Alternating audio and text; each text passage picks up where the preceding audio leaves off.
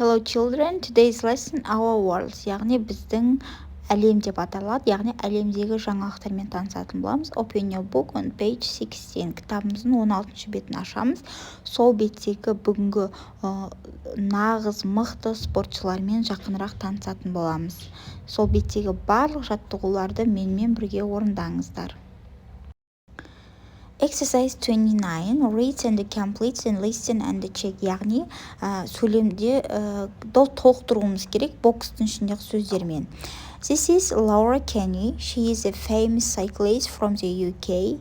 Laura has got 2 Olympic gold medals from the London Olympics in 2012 and 2 from the 2016 Olympics in Brazil.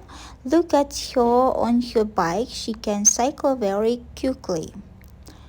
Next, Yana Yegorian is a fencer from Russia. She was 11 years old when she started fencing.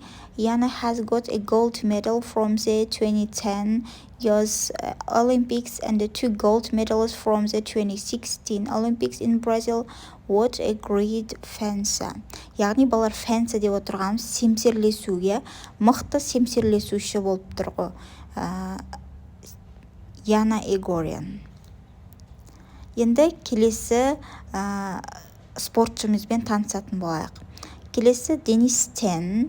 Денис Тен is a figure skater from Kazakhstan. He skates really well. He won an Olympic medal in 2014 Winter Olympics in Russia.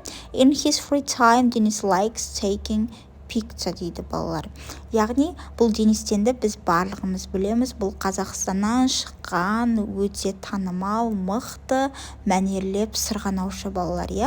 Яғни біз бүгін атақты 3 спортшымен таныстық. Енді сол танысқанымызды сұрақтарға жауап беру арқылы білейік. Who has got 4 gold medals? Who likes taking photographs?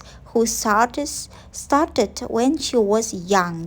Балалар, өздеріңіз жауап беріп көріңіздер және менің дұрыс нұсқаммен тексеріп аламыз балалар.